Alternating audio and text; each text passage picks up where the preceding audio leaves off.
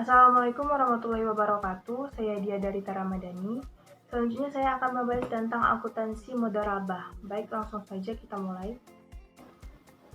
Pertama ada definisi akuntansi mudharabah.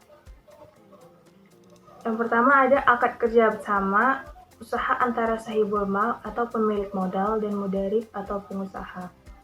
Selanjutnya akuntansi mudharabah juga sebagai profit loss sharing.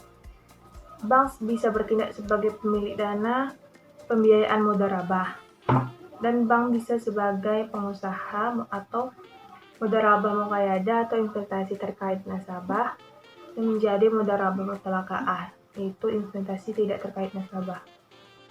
Selanjutnya ada aspek akuntansi.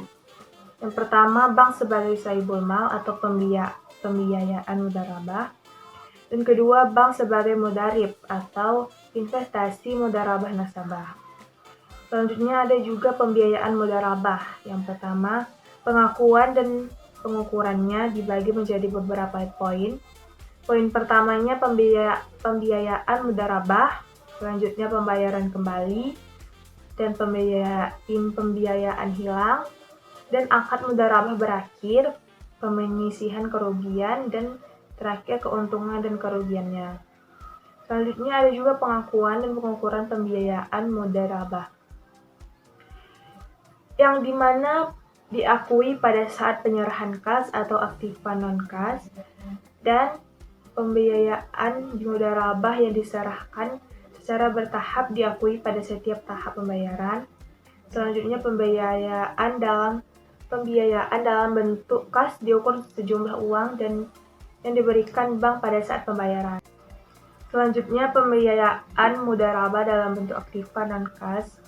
Yang pertama, diukur sebesar nilai wajar saat pembayaran.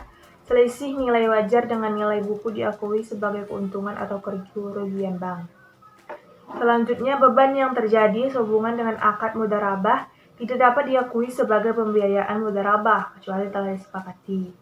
Dan terakhir, itu untuk mencatat biaya akad. Selanjutnya ada pembayaran kembali, yaitu diakui sebagai pengurang pembiayaan mudharabah. Dan ada juga pembiayaan hilang, yaitu hilang sebelum dimulainya usaha dan hilang setelah dimulainya usaha, kerugian diperhitungkan saat bagi hasil. Akad mudharabah berakhir bila akad selesai, pembiayaan mudharabah belum langsung dibayar di muka. Maka pembiayaan mudharabah diakui sebagai piutang jatuh tempo. Dan akad mudharabah berakhir bila akad selesai, pembiayaan mudharabah langsung dibayar.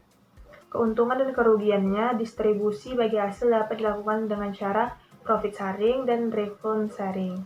Dan kedua, bila pembiayaan melewati suatu periode, keuntungan pembiayaan dilakukan pada saat terjadinya bagi hasil, dan kerugian yang terjadi diakui periode terjadinya kerugian tersebut dan mengurangi pembiayaan.